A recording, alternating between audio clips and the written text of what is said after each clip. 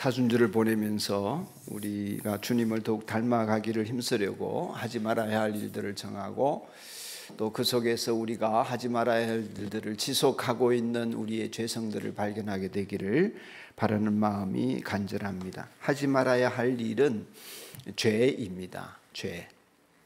해도 되고 안 해도 되는데 하는 게 아니라 하지 말아야 할 일을 하고 있기 때문에 죄인 것입니다. 내 자아가 나를 주장하는 상태인 것이죠.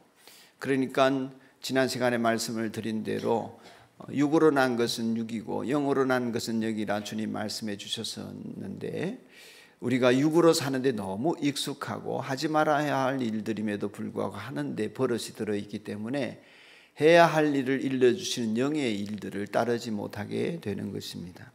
그러니 이사야가 표현한 것처럼 우리 죄가 우리와 우리 하나님 사이를 갈라놓았고, 우리의 죄 때문에 주님께서 우리에게서 얼굴을 돌리셔서 우리의 말을 듣지 않으실 뿐이다, 이렇게 표현했는데, 우리의 죄가 우리와 우리 하나님 사이를 갈라놓은 상태에서 예수 믿는다고 발버둥을 치는데, 그 죄 때문에 우리는 한 걸음도 옴짝달싹 못하고 날마다 죄만 더하여 가는 인생을 살게 되는 것입니다.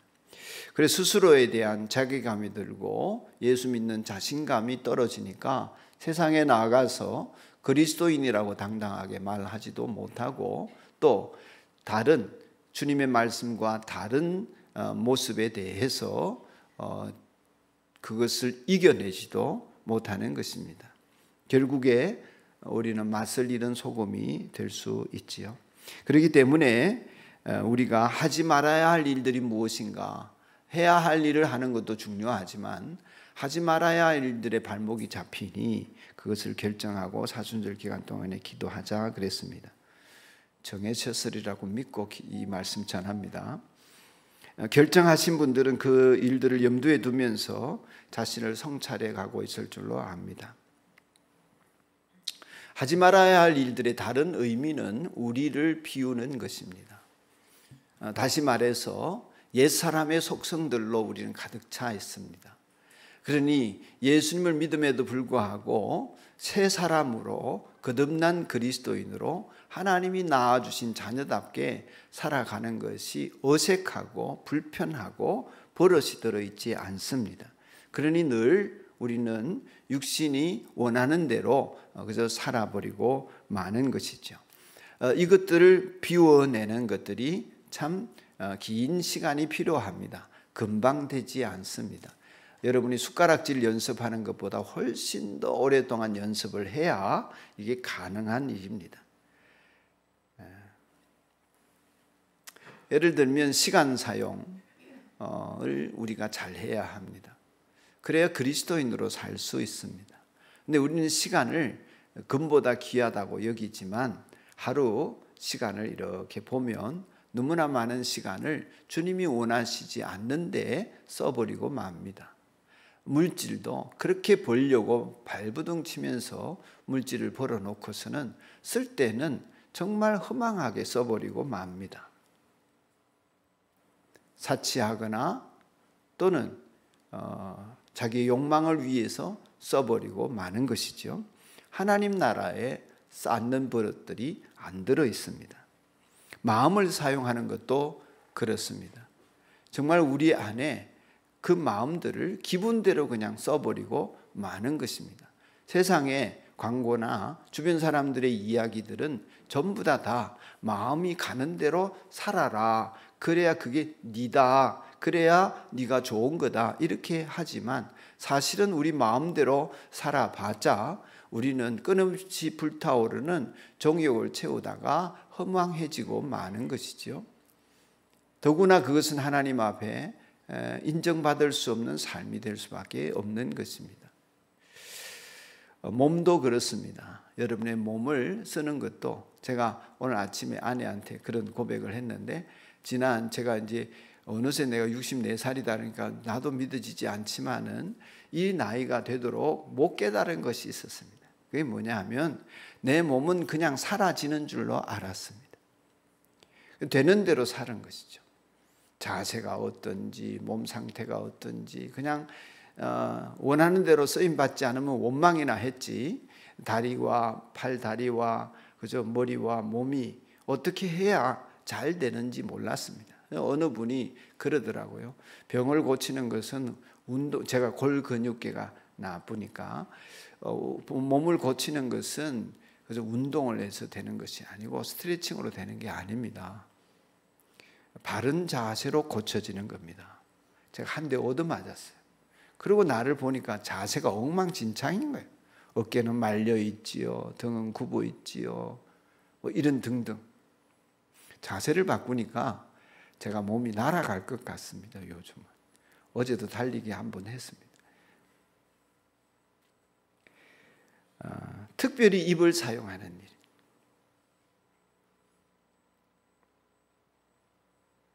우리를 비우지 못하면 입이 방정이 되어버리고 맙니다. 마음대로 말해버려요. 그러니 서로 상처를 주고받습니다. 여러분 편의점에 가면 물건을 사면 슈퍼마켓이나 봉투를 주잖아요. 시꺼먼 봉투에 되게 싸줍니다. 어느 분이 그러셨어요. 우리의 마음에 그런 봉투들이 구석구석 매달려 있대요. 어떤 것이냐 하면 누구한테 상처받았던 거, 누구와 관계가 어려웠던 거, 누가 나한테 잘못했던 거, 혹은 갈등을 일으켰던 거, 이런 어려움들이 누구에게나 있었을 것입니다. 여러분 마음을 들여다보면 그런 것들이 여기저기 봉투에 딱 고스란히 사가지고 이렇게 걸려 있습니다. 시간이 지나면서 그 봉투들이 냄새를 피웁니다. 왜냐하면 썩기 때문이죠. 그것들을 하나하나 비닐봉지에 담아서 기억의 골방 속에다가 매달아 놓고서 언제라도 꺼내고 언제라도 꺼내보면서 살아갑니다. 그러니 좋은 말이 안 나오는 거죠. 좋은 말보다는 짜증과 원망과 불평이 우리 입에서 쏟아지고 심지어 욕도 합니다. 나는 그냥 익숙해져서 그게 그냥 그렇게 나인 줄 알고 내가 그렇게 사는 사람인 줄로 생각을 하시지만 누군가가 내 집을 방문해 보면 사람 같지가 않을 수 있습니다. 냄새가 납니다. 나는 냄새를 못 맡았는데 다른 사람들은 그 냄새 금방 알아차립니다. 여러분 혹여라도 어떤 사람을 만났는데 참 인품이 좋다, 야 향기가 난다, 그렇게 느껴지는 분이 있었다면 그분은 그 냄새나는 봉투들을 그때그때 잘 쓰레기 처리를 한 거예요. 버려버린 것입니다. 그러니까 거의 없고 깨끗한 상태에서 항상 향기나는 새 마음, 새 사람의 욕구를 따라서 성령의 인도를 받으니까 새로운 기운을 받아서 언제나 맑고 정결하고 깨끗한 것입니다. 내 안에 주렁주렁 매달려 있는 이런 비닐봉투들을 성경에서 옛 자아라고 말합니다. 옛 사람이라고도 말하지요. 이것들은 내가 너무 소중하기 때문에 나한테 누군가가 상처를 주거나 내 마음에 안 드는 말을 하면, 옛날에 드라마에서 그런 거 있었잖아요. 그 대사 아십니까? 넌 나한테 모욕감을 줬어, 뭐 이런 거 있었습니다. 혹시 들어보셨어요? 네. 보복하고 말 거야. 그리고 딱 챙겨둡니다. 이 나쁜 놈. 이런 생각들이 주릉주릉 내 마음에 매달려 있습니다. 그럴 때 자기만 모르고 남들은 그 냄새를 압니다. 포악한 말이 나옵니다. 불평하는 말이 나옵니다. 예수님께서는 우리들에게 이것들을 비워내야 함을 몸으로 보여주셨습니다. 그것이 빌립보서 2장 5절 이하에 나오는 마그니피카트, 예수님 찬가라고 하는 찬양 속에 들어 있습니다. 예수님은 자기를 비워 종의 형체를 가지시고 이 땅 가운데 내려오셨습니다. 하나님에게 순종하시되 죽기까지 순종하셔서 우리를 구원에 이르도록 해주셨습니다. 그렇기 때문에 하나님께서 그분을 지극히 높이셔서 모든 이름 위에 뛰어난 이름을 주시고 모든 이름을 그 예수님의 이름 앞에, 모든 무릎을 그 예수님 이름 앞에 꿇게 해 주셨다는 내용입니다. 이렇게 예수님께서 자기를 비워서 우리의 구원을 위하여서 희생한 것, 그것으로 인해서 우리의 구세주가 되셨다. 우리는 그 은혜로 하나님의 자녀가 되었다. 이것을 전제하고 그러므로 이렇게 이야기하는 것입니다.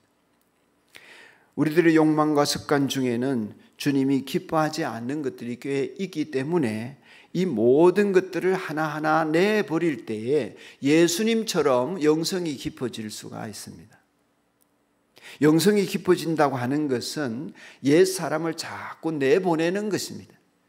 그래야 새 사람으로 내가 채워지는 경험을 누누이 하게 되기 때문입니다. 저는 뭘 결정했나 궁금해 하시지 않겠지만은 저는 이런 결정을 했습니다. 11시 이후에 깨어 있지 않는 것입니다. 그것이 저에게는 죄였습니다. 게으름이고 나태고 정욕이었습니다. 그런 것들이 원인이 되어서 11시 이후까지 안 자고 있는 거예요. 뭘 재미있는 프로를 보든지 무슨 스마트폰을 하고 있든지 아니면 그냥 널브러져 있든지 뭐 이런 일들을 하면서 내일 새벽에 일어나서 기도해야 되고 내일 하루 종일 목회를 해야 되는 것들을 무시한 채로 늦게까지 안 자는 것입니다. 이것들을 비워야 그 자리에 새로운 것들이 들어오는데 안 비우니까 그냥 피곤한 채로 새벽에 일어나고 피곤하니까 운동도 그러고 새벽 기도 끝나면 그래서 묵상하고 말씀 준비하고 그리고 이어서 운동을 하는데 그걸 자꾸 게으르게 하게 되는 것입니다. 이런 것들이 비워질 때에 제가 그렇게 하고 나니까 사순절 얼마 지나지 않았는데 제 몸이 훨씬 가벼워지는 것입니다. 왜냐하면 잠을 1시간 더 자니까 그리고 운동을 더 하니까 활기가 넘치는 것입니다. 제가 더 기도를 단단히 하게 되고 다른 사람들을 만날 때 활력 있게 만나게 되는 것입니다. 그래서 시간 헌신하는 것에 대해서 잘못하고 있는 제 죄를 하나님 앞에 고백하고 그 나태가 나의 삶을 얼마나 망치는지를 깨닫고 그 일을 실천하니까 좋은 변화들이 일어나는 것입니다. 이런 사람이 되어가는 저의 모습이 기특합니다. 사람을 만나고 나면 참 좋았다, 편하다 이런 생각이 드는 사람들은 대부분 이런 비움이 있는 사람들입니다. 사순절 기간 동안에 자기 비움이라고 하는 거, 하지 말아야 할 일을 결정하고 그 일들을 내 생활에서 몰아내는 것, 이것을 통해서 하나님의 은총이 내게 들어오는 그 놀라운 역사가 여러분에게 있기를 축복합니다. 우리는 이게 쉽지를 않습니다. 자신을 비우는 삶을 살면서 사순절 기간 매일 매순간 연습해보고 또 실패하더라도 또 연습하면서 천국에 이르기까지 예수님을 닮아가는 여러분이기를 축복합니다. 오늘 본문의 말씀은 이와 관련해서 그래서 자기를 비웠으니까 우리를 구원하게 되신, 그래서 모든 이름 위에 뛰어난 이름이 되신 이 예수님 덕분에 우리가 하나님이 낳아준 자녀가 되었고 하나님의 구원의 반열에 들어서게 되었으므로 우리는 어떻게 살아야 되나, 이 얘기를 이제 하고 싶어 한 것입니다. 바울 사도가 12절에 이르러서 이렇게 말합니다. 그러므로 사랑하는 여러분, 이 그러므로는 어떤 그러므로냐 하면은 이렇게 예수님이 자기 비움을 통해서 우리를 구원하셔서 구세주가 되셨고 여러분이 하나님의 자녀가 되었으므로 여러분이 언제나 순종한 것처럼 내가 있을 때나 없을 때나 더욱 순종하여서 두렵고 떨리는 마음으로 자기의 구원을 이루어 가시라, 이런 권면을 하고 있습니다. 이제 어떻게 살라고 하십니까? 제일 먼저 우리에게 떠오르는 단어가 오늘의 제목입니다. 두렵고 떨리는 마음으로 자기의 구원을 이루어 가십시오.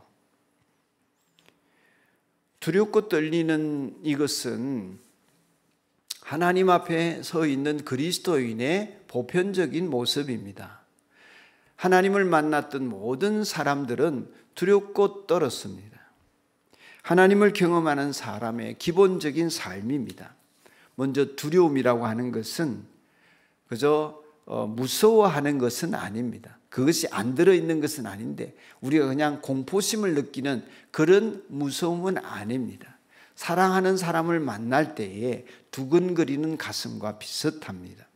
거룩한 세계, 낯선 세계, 이 육적으로 살아가고 눈으로 보이는 것과는 다른 어떤 신비 앞에서 느끼는 그런 감정입니다. 누구나 그리스도인이면 이 경험을 하게 됩니다. 하나님의 사랑을 받음과 동시에 죄인인 내가 그 거룩한 분 앞에 서려고 하니 이 두려움이 있는 것입니다. 압니다. 용서하신 줄도 알고 나를 사랑하시는 줄도 압니다. 그런데 내 형편과 처지가 하나님의 거룩에 미치지 못하니까 생기는 감정이 거룩인 것입니다. 두려움인 것입니다. 그런 두려움과 함께 떨림이라고 하는 것은 마찬가지입니다. 그저 무서워서 떠는 게 아니고 사랑하는 사람 앞에 서면 왜 가슴이 콩닥콩닥 뛰는 거 있지 않습니까? 그런 거 해보셨죠? 군사님들은 오래돼가지고 기억이 안 날 수 있을 때 설레는 가슴입니다. 그 떨림이 하나님 앞에 없으면 우리는 하나님이 있는지 없는지 모르는 거예요. 이 두려움과 떨림은 예배당에 나올 때 더 강해집니다. 특별히 목사가 강대상에 설 때에 꼭 그런 것은 아니지만 장 갈뱅 선생이 평신도였지만 엄청난 메시지들을 많이 남기고 간 종교개혁자 아닙니까? 이 갈뱅 선생이 강대안에 설 때마다 하나님이 벼락을 쳐서 자기를 죽일 것 같은 두려움을 느꼈다 이렇게 표현을 했는데 뭐 그런 정도는 아니지만 항상 두려운 것이죠. 온전치 못한 제가 이 자리에 있는 것 때문에 그렇습니다. 하나님 앞에 있는 사람들의 마땅한 태도가 두렵고 떨리는 것입니다. 만약 여러분이 예배당에 나오셨는데 혹은 하나님 앞에 기도하는데 이런 마음이 없다면 여러분이 하나님을 의식하고 있는지를 잘 생각해 보셔야 합니다. 예배당에 오셨을 때 이 사람 저 사람 의식은 하는데 하나님이 의식되지 않으면 두려움과 떨림이 생길 수가 없습니다. 그런 경외심 혹은 외경심 이런 것들이 우리 안에 하나님 앞에 있을 때 생기는 것인데 그런 마음으로 구원을 이루어 가라 했을 때 나 구원 받았는데 뭐 또 구원을 이루라고 하시나 이런 헷갈림이 있을 수 있습니다. 여러분 구원이라고 하는 것은 여기서 말하는 구원은 여러분이 천국 가는 이런 구원은 아니죠. 성경에는 구원이 여러 스펙트럼으로 서여지는데 예를 들면 영혼 구원 이러면 예수님을 영접할 때 하나님이 자녀로 낳아주시고 천국 들어갈 수 있도록 우리를 죄 용서해 주셨을 때를 우리가 구원받았다. 영혼 구원받았다. 하나님의 자녀다. 그래서 천국 간다. 이 믿음이 생기는 거죠. 그것은 예수님을 영접할 때 일어나는 일입니다. 그것을 다른 말로 하나님이 낳아주셔서 중생한 것이다. 그렇게 말한다고 지난 시간에 말씀을 드렸죠. 그렇게 중생을 한 사람이라고 해서 금방 예수 믿는 사람답게 사는 건 아니잖아요. 아기가 태어났는데 어떻게 금방 걸어요? 어떻게 금방 효도해요? 못하거든요. 그래서 그렇게 자라서 자기 생활을 할 수 있고 부모님에게 효도할 수 있고 이런 사람이 되도록 자라가는 과정을 신학적으로는 성화다, 교리적으로는 그렇게 말하는데 그 성화되어져 가는 과정도 구원인 것입니다. 오늘 본문의 말씀은 그렇게 읽어야 합니다. 구원받은 사람답게 성화되어져 가기를 힘써라 하는 말씀인 것이죠. 우리가 구원을 이루라 했을 때에 천국 가기 위해서 내가 노력을 해야 천국을 가는가 보다 구원을 뭔가 해야 상으로 받는가 보다, 이렇게 이 말씀을 오해하시면 안 됩니다. 그렇다면 구원은 은혜가 아니지요. 내 공로로, 노력의 대가로 어떤 트로피처럼 상을 받는 것이 구원이라면 구원을 믿음으로 얻는다고 말도 할 수 없고 은혜로 구원 얻는다고 말도 할 수 없는 것입니다. 여기서 말하는 구원은 어떻게 읽어야 한다고요? 구원받은 사람답게 살아가라. 다르게 말하면 우리들이 하나님 나라에 받아들여졌으니까, 하늘나라의 시민이 되었으니까 이제는 내 마음대로 사는 것이 아니라 자기를 비우고 하나님이 주시는 마음을 받아서 그 마음대로 살아가는 연습을 하라는 것입니다. 우리의 몸으로 성경을 읽으라 하는 것입니다. 눈으로만 읽지 말고 내 몸이 하나님의 말씀을 읽고 있는 몸이 되어야 한다 하는 것입니다. 그러니 우리식으로 표현하면 하나님의 자녀답게 은행심사를 바꾸라는 것이고, 하지 말아야 할 일을 결정할 줄 알아야 한다는 것입니다. 그렇게 하나님의 자녀답게 우리가 살아가게 되면 하나님의 눈으로 나를 보고 세상을 보니까 결정들이 달라지기 시작합니다. 내가 움켜쥐려고 했던 물질과, 내가 독점하려고 했던 사람과, 내가 마음대로 휘두르고 지배하려고 했던 관계들 속에서 그것들을 다 손을 펴고 다른 사람들을 위하는 물질, 위하는 관계, 다른 사람을 세워주는 지위, 나의 재능과 지식이 되어지기를 소원하게 되는 것입니다. 이 분열된 세상 속에서 다 다투고 서로 경쟁해서 이기려고 하고 더 많은 것을 차지하려고 하는 세상살이 속에서 내가 힘 닿는 대로 다른 사람들이 잘 되게 돕는 일을, 섬기는 일을 하고자 하는 마음이 생겨나게 되는 것입니다.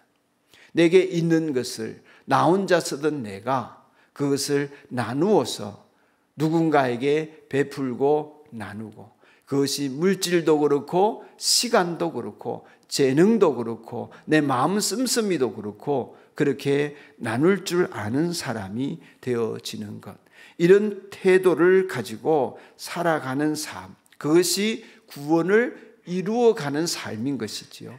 그것 때문에 구원이 얻어진다는 것이 아니라 구원받은 자다운 삶으로 성숙해 나가는 것입니다. 그러니까 하나님께 받아들여진 사람답게 그 삶을 살아가는 것이 예수 믿은 우리들에게는 너무 중요한 것이고, 예수님을 아직도 영접하지 않는 여러분이라면 예수님을 영접함으로 하나님이 여러분을 낳아주시기를 간절히 기대해야 하겠습니다. 자기의 구원을 이루어가라고 번역해서 내 개인의 문제, 자기의 구원, 나의 구원이구나 이렇게 말할 수 있지만 그렇지 않습니다. 이건 문맥상으로 보면 복수입니다. 여러분의 구원이에요. 빌립보 교회의 구원이에요. 공동체의 구원입니다. 제가 누누이 말씀드리지만 하나님 나라는 개인 입장은 사절이에요. 나 혼자 똑똑하고 나 혼자 열심히 해서 나 혼자 구원 얻겠다, 그거 되지 않습니다. 구원은 공동체적으로 이루어지는 것입니다. 우리가 주님의 몸으로 함께 지어져 가는 것입니다. 이 땅에서 하나님 나라를 이루어서 말입니다. 여러분 자신들의 구원을 이루어 가십시오 라고 공동체에게 말하는 것이지, 여러분이 개인적으로 도덕적으로 윤리적으로 더 나아지십시오 이런 뜻이 아니라는 것입니다. 그러므로 구원받은 사람은 항상 다른 사람과의 관계 속에서 내가 구원받은 사람이다, 누군가를 사랑하는 사람이다 하는 그 관계 속에서 머물러 있어야 함을 여실히 보여주는 말씀입니다.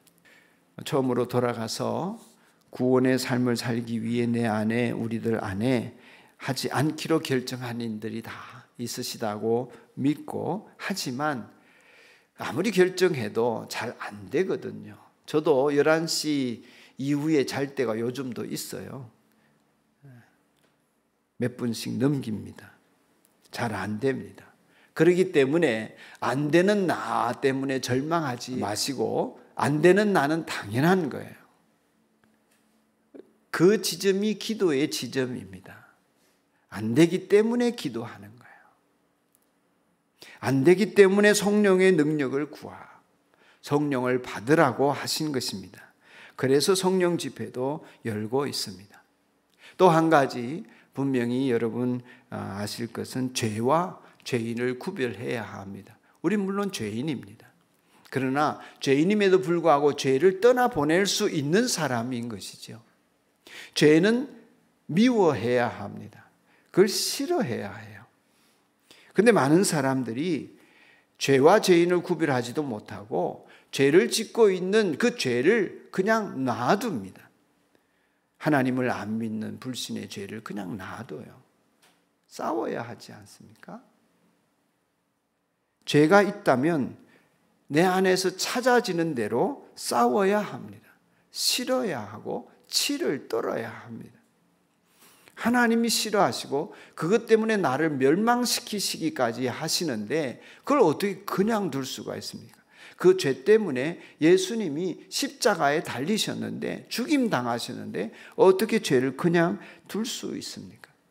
하나님을 믿지 않는 죄나 순종하지 않는 죄나 원망하며 사는 죄나 선한 것이 무엇인지 알면서도 하지 않는 죄나 확신 없이 사는 죄나 내가 법이 되어 있는 죄나 자기 욕망을 섬기는 우상 숭배나 이런 죄들을 그냥 두고 어떻게 내가 하나님 앞에 복 달라 성령 받겠다 이럴 수 있느냐 말이죠. 그러니 선우가 바뀌어야 되지 않겠습니까? 죄를 짓고 살다가 구원을 얻었다면 여전히 죄 가운데 머무는 것은 이상하잖아요. 그러니까 그게 정상이 아님을 생각한다면 하나님 앞에 이 문제 해결해 달라고 그래서 기도하는 자리가 있는 것입니다. 당연히 내가 구원받았는지 만일에 여전히 죄 가운데 머무는데 두렵지도 않고 떨리지도 않고 죄의식도 없고 또 계속해서 죄를 지으면서 산다면 정말 내가 구원을 받았는지 곰곰이 한번 생각해 보셔야 합니다. 의심해 봐야 합니다. 정말 내가 예수님을 영접한 것이 맞는지 다시 예수 영접 모임에 돌아오셔야 합니다. 꼭 죄와 분리되도록 예수님을 영접하시기를 바라고 사순절 특별한 은혜가 여러분 삶 속에 일어나서 하나님이 정말 여러분과 함께 일하고 싶으신 그런 사람들이 되고 우리 교회가 되기를 소원합니다.